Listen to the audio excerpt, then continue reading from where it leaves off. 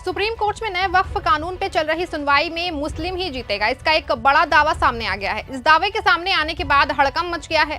एक और जहां मोदी सरकार और उसके वकील बार बार सुप्रीम कोर्ट से नए वक्फ कानून पे रोक हटाने की मांग कर रहे हैं, तो दूसरी ओर सुप्रीम कोर्ट की सुनवाई में मुस्लिमों की पैरवी और दलीलें बेहतरीन दिखाई दे रही हैं। इससे न सिर्फ मोदी सरकार वाले बल्कि मुस्लिमों के खिलाफ कानून बनाने वाले में अहम भूमिका निभाने वाले नीतीश नायडू की भी सिट्टी पिट्टी गुम हो गई है, क्योंकि मुस्लिम समुदाय ही वक्फ कानून पे जीत होगी। और कैसे ये बड़ा दावा सामने आया है, ये सब कुछ मैं आपको अपनी इस रिपोर्ट में बताने वाली हूँ। साथ ही इस पर भी चर्चा करने वाली हूँ कि सुप्रीम सुनवाई से पहले सीजीआई बीआर गवई फायर हो गए हैं। नमस्कार, आप देखना शुरू कर चुके हैं 4 PM और मैं हूँ आपके साथ सिमरन। दोस्तों, बात शुरू की जाए इससे पहले थोड़ा सा वक्त कानून की क्रोनोलॉजी समझ लेते हैं। पिछले दिनों मोदी सरकार ने जेपीसी के बाद लोकसभा और राज्यसभा में बिल पेश करके बहुमत के साथ पास कराया था, लेकिन जैसे ही राष्ट्रपति के हस्ताक्षर के बाद कानून बना, तुरंत ही यह मामला सुप्रीम कोर्ट में पहुंच गया। एक नहीं 5 दर्जन से ज्यादा रिट तुरंत ही सुप्रीम कोर्ट में दायर हुई। एक और जहां इन रिटों को देख के सुप्रीम कोर्ट दंग रह गया है, दूसरी ओर मोदी सरकार ने सुप्रीम कोर्ट से अपील की है कि वो बिना हमारे पक्ष जाने कोई फैसला ना ले। और आखिर में सुप्रीम कोर्ट के चीफ जस्टिस रहे संजीव खन्ना ने फैसला लिया कि सिर्फ 5 याचिकाओं पर सुनवाई करेंगे और दूसरे पक्ष में केंद्र सरकार खड़ी होगी।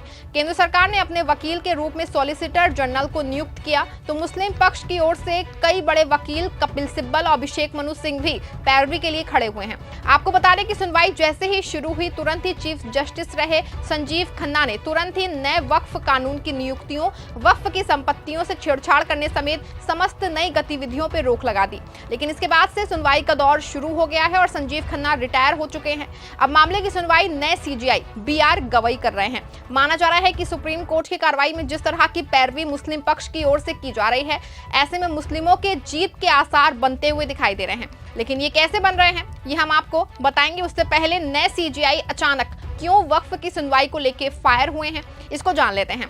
दरअसल पूरा मामला एक नई याचिका को लेके है। वक्फ कानून के खिलाफ एक नई याचिका दायर हुई है। खबर देखिए, न्यूज इंडिया की खबर है। इसमें लिखा है, हर कोई अखबारों में देखना चाहता है अपना नाम, वक्फ कानून को लेके ऐसा क्यों बोला सुप्रीम कोर्ट।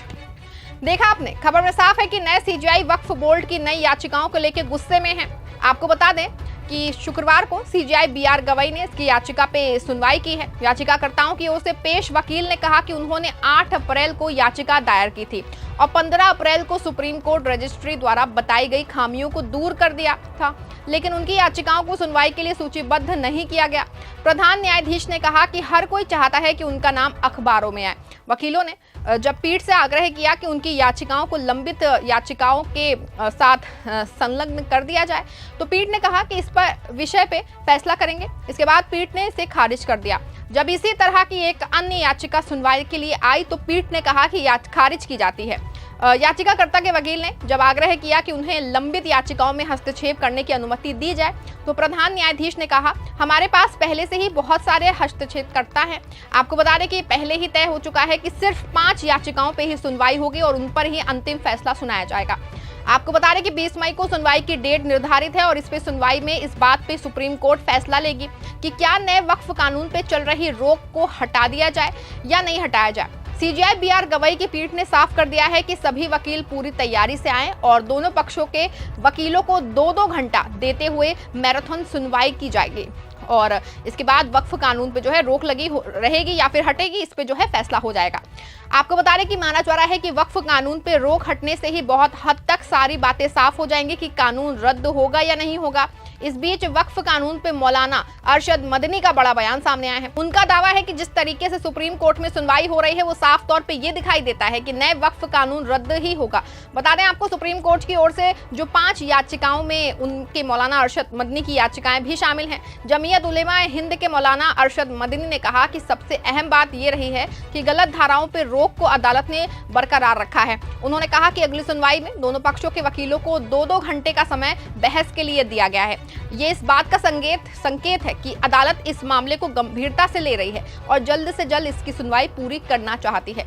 मौलाना मदनी ने आगे कहा, हम भी यही चाहते हैं कि इस पे अदालत का अंतिम फैसला जल्दी से आ जाए, क्योंकि अखबारों में छपी खबरों के मुताबिक नए वक्फ कानून की विवादित धाराओं पे रोक के बावजूद कई स्थानों पे मस्जिदों और दरगाहों को अवैध करार देके गिरा दिया गया है।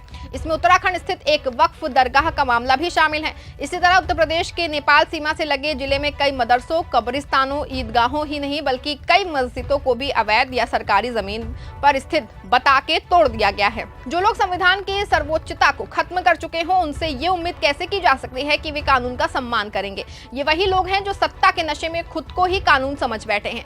वक्फ दान का ही एक रूप है, लेकिन अफसोस की बात यह है कि वक्फ को लेकर पिछले कुछ समय से बेहद गलत प्रचार किया जा रहा है और बहुसंख्यक समुदाय को ये विश्वास दिलाने की कोशिश की गई है कि वक्फ की आड़ में मुसलमानों ने सरकारी जमीनों पर कब्जा कर रखा है, जबकि दुखद सच्चाई ये है कि वक्फ संपत्तियों पर सबसे ज्यादा कब्जा सरकार ने ही कर रखा है। और ये वक्फ संशोधन कानून इसीलिए लाया गया है ताकि इस अवैध कब्जे को कानूनी जामा पहनाने के साथ साथ अन्य वक्फ संपत्तियों पे भी कब्जा करने का रास्ता आसान किया जा सके। देखा आपने कि मौलाना अरशद मदनी का साफ तौर पे कहना है कि बहुत सही दिशा में कार्रवाई चल रही है और ये इशारा ही है कि जीत मुस्लिमों की ही होगी। आपको बता दूं कि मुस्लिम पर्सनल लॉ बोर्ड पहले भी मुसलमानों से जुड़े कई बड़े मामलों को लेकर सुप्रीम कोर्ट में है और इस बार भी उसकी ओर से जम के पैरवी की जा रही है।